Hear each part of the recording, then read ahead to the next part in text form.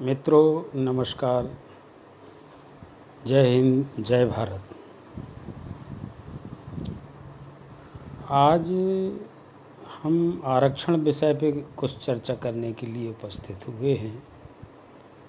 जैसे कि आप देख रहे हैं कि देश में आरक्षण और एट्रोसिटी एक्ट का काफ़ी विरोध हो रहा है। तो ये विरोध ऐसे ही नहीं हो रहा है, इसकी तह में अगर जाएं तो ये जो आरक्षण चल रहा है ये वस्तुतः आरक्षण नहीं है, ये पक्षपात है। आरक्षण की जो मूल परिभाषा है उसके अनुसार निर्जीव वस्तु जैसे होटल का कमरा या रेलवे की बर्थ, ऐसी जो निर्जीव वस्तुएं हैं, निष्प्राण हैं,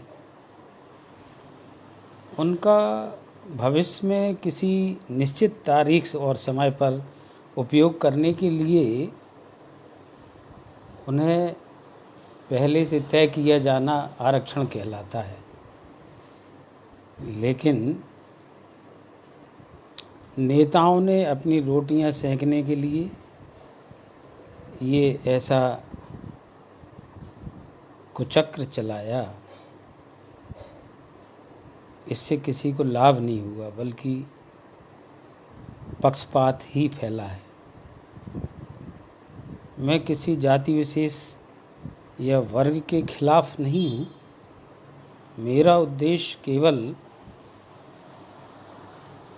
अन्याय और अत्याचार का विरोध करना है। क्वालिटी के स्तर में भी कमी आती है। मेरिट लिस्ट में जब फेरबदल किया जाता है तो डेफिनेटली क्वालिटी में कमी आती है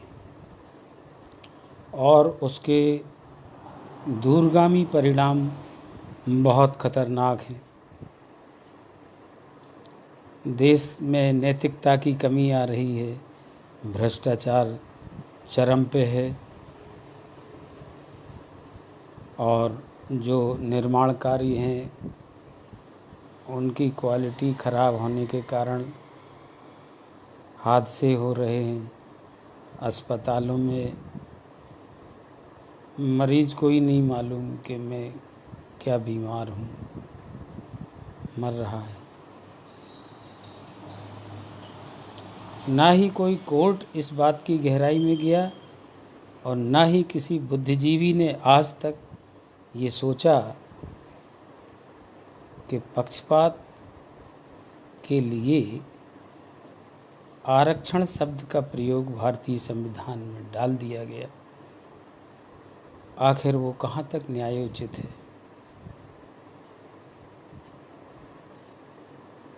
हम कहते हैं देश में पिछड़ी जातियां हैं, गरीब तबके हैं, असमानता है। उसको समानता में लाने के लिए कारण बताया गया कि आरक्षण की आवश्यकता है। दोस्तों, एक माता पिता के 4 बच्चे होते हैं। माता पिता हिस्से बाँट में बराबर बराबर संपत्ति सबको दे देते हैं, लेकिन कुछ ही सालों के बाद हम देखते हैं कि उनके स्तर में काफ़ी अंतर आया है। वो भी एक समान नहीं रह पाते, क्योंकि जो बुद्धि और विवेक है वो पूर्व जन्मों के किए गए कार्यों के आधार पर तथा ईश्वर के द्वारा प्रदान किया जाता है। जन्म से ही बच्चे में यह बात उपस्थित रहती है और हम पूरे देश को एक करने के लिए चले, बराबर स्तर बनाने को नए नए कानून बना रहे हैं।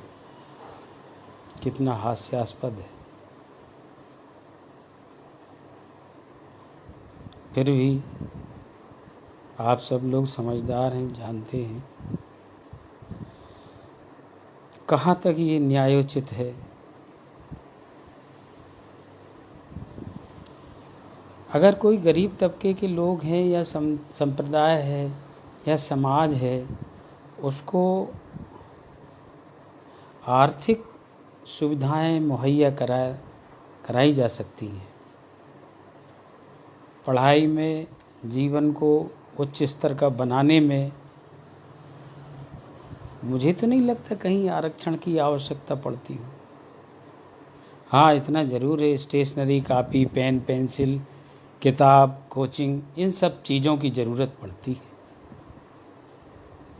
आरक्षण जैसी वस्तु का कोई उपयोग कभी किसी ने किया हो तो बता दे। पक्षपात के लिए ज़रूर इसका प्रयोग होता है।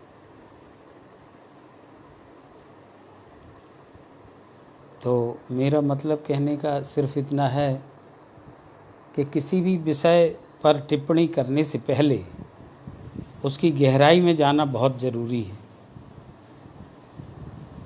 कई लोग कहते हैं कि नहीं, हर हाल में आरक्षण तो जिंदा रहना चाहिए, जातिगत समाप्त हो जाए तो आर्थिक स्तर पर रहना चाहिए, आर्थिक आधार पर होना चाहिए। बड़े ही खेद का विषय है कि क्यों होना चाहिए, उसकी आवश्यकता कहाँ है। आरक्षण कोई पैसा प्रदान तो कर नहीं देगा कि आप उस पैसे से सारा सामान खरीद लेंगे। हाँ, ये बात ज़रूर है कि वो हर वर्ग और समूह में वैमनस्यता अवश्य पैदा कर देगा। दोस्तों, आप लोगों ने अब्राहम लिंकन का नाम सुना होगा, पढ़ा भी होगा। बहुत गरीब थे, यहाँ तक कि उनके पास पुस्तकें नहीं थी। एक बार किसी से उन्होंने पुस्तक मांगी अध्ययन के लिए, और पढ़ते पढ़ते वो सो गए। घर के बाहर की बात है, गर्मियों के दिन थे। रात में पानी बरसा, लिंकन जी दौड़ के घर के अंदर हो गए। रात भर किताब भीगती रही। सुबह उन्हें होश आया जागने के उपरांत कि किताब तो बाहर ही रह गई है। दौड़ते दौड़ते गए, किताब को लेकर के उसको पोंछ के ठीक ठाक किया और किताब वाले को वापस करने गए तो उसने बोला, इसकी हालत इतनी ख़राब है कि मैं किताब वापस नहीं ले सकता। तुमने हमारा नुकसान किया है, इसलिए हमारे घर पे 7 दिन तक तुम्हें मजदूरी करना होगी।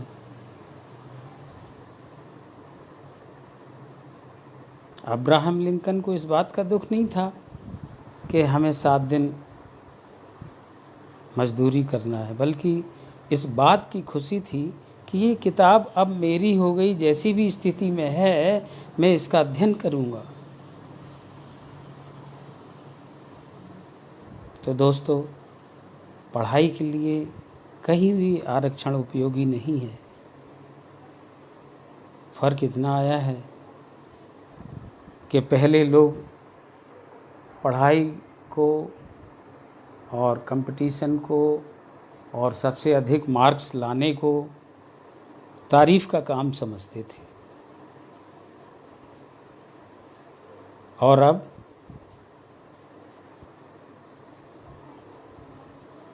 अब दूसरों को जो प्रतिभावान है उनका स्थान ग्रहण करने के लिए एन के इन प्रकारेण, चाहे वो पक्षपात से हो चाहे जैसे भी हो, उसे ही तारीफ़ का काम समझते हैं। कितने महापुरुष देश में हुए, लाल बहादुर शास्त्री बहुत गरीब थे। ये अपने राष्ट्रपति अब्दुल कलाम जी, माता पिता मछलियाँ पकड़ के अपना पेट पालते थे, बहुत गरीब थे। लेकिन ये लोग केवल जीवन यापन के लिए पढ़ाई करके ही उन्नति नहीं किए, बल्कि टॉप रैंक राष्ट्रपति जैसा पद हासिल किया। वैज्ञानिक पहले बने, इसके बाद राष्ट्रपति बने। बड़े ही खेद का विषय है कि आज युवा वर्ग हो अथवा प्रौढ़ वर्ग हो, सभी जो है किसी एक ने चिल्ला दिया ऐसा होना चाहिए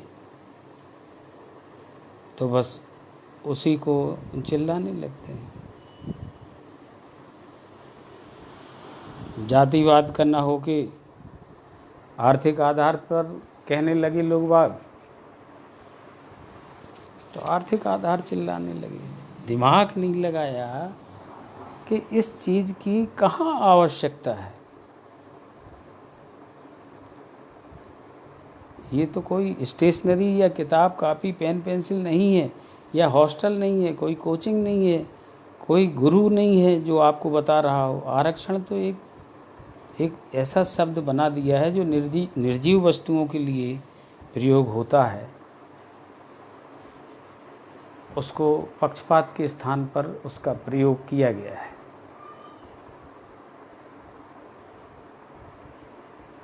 तो ये किसी भी आधार पर देश में जिंदा नहीं रहना चाहिए। इससे क्वालिटी गिर रही है, नैतिकता का पतन हो रहा है, और जो आने वाली पीढ़ी है टीचर्स लोगों को नहीं मालूम कि पढ़ाना क्या है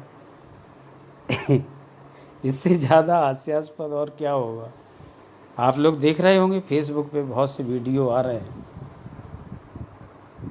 टीचर्स को पूछा जाता है कि राष्ट्रपति का नाम बताओ, प्रधानमंत्री का, या आपके प्रदेश के मुख्यमंत्री का। वो या तो वो मना कर देता है या क्या दूसरे का नाम बता देता है। तो ये सब चीज़ें इसीलिए हैं। पुल गिर रहे हैं, मरीज अस्पतालों में मर रहे हैं,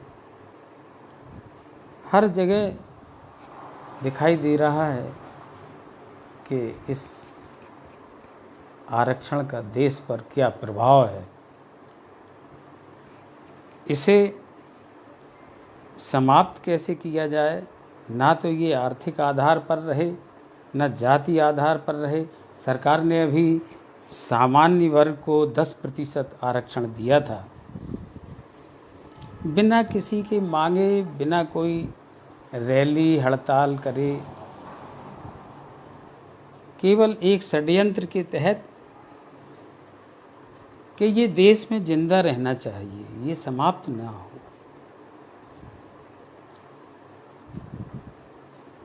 चाहे वो आर्थिक आधार पर रहे, चाहे वो जाति आधार पर रहे, क्योंकि यही तो उनकी कमाई है। अगर ये नहीं रहेगा तो लड़ाएंगे किस बेस पे? कोई आधार ही नहीं बचेगा फूट डालने का।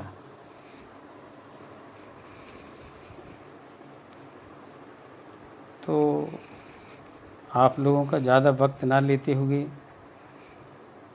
अपनी बात को यहीं विराम देता हूँ। मेरे शब्दों पर गौर करने का अनुरोध है और निवेदन है, किसी के कहने में ना आए, अपने दिमाग का प्रयोग करें।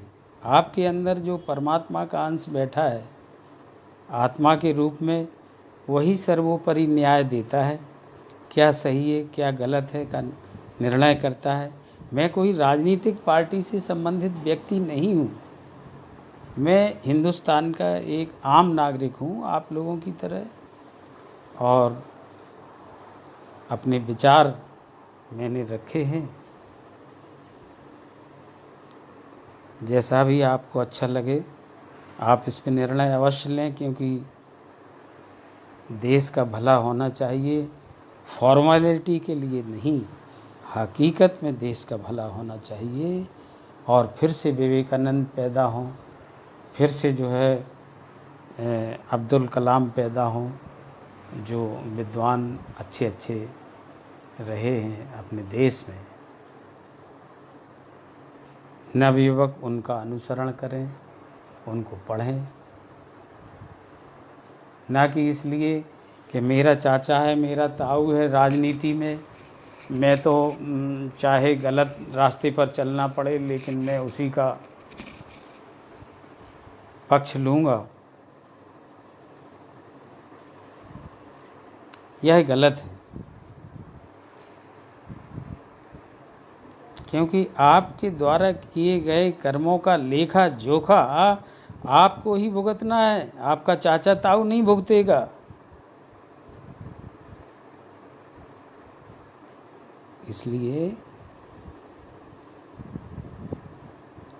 ट्राई इट, मेरे शब्दों पे ध्यान दें, कोशिश करें। आपको अपने कर्मों पे ध्यान देना है, दूसरे क्या कर रहे हैं इससे कोई ताल्लुक़ नहीं है। अगर बहुत बड़ी भीड़ गलत रास्ते पर जा रही है तो मेरा फ़र्ज़ ये नहीं है कि मैं उसके पीछे चल दूँ।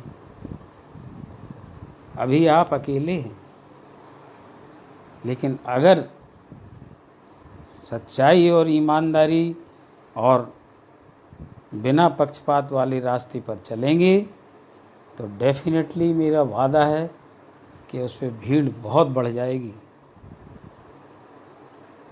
धन्यवाद। जय हिंद, जय भारत, नमस्कार।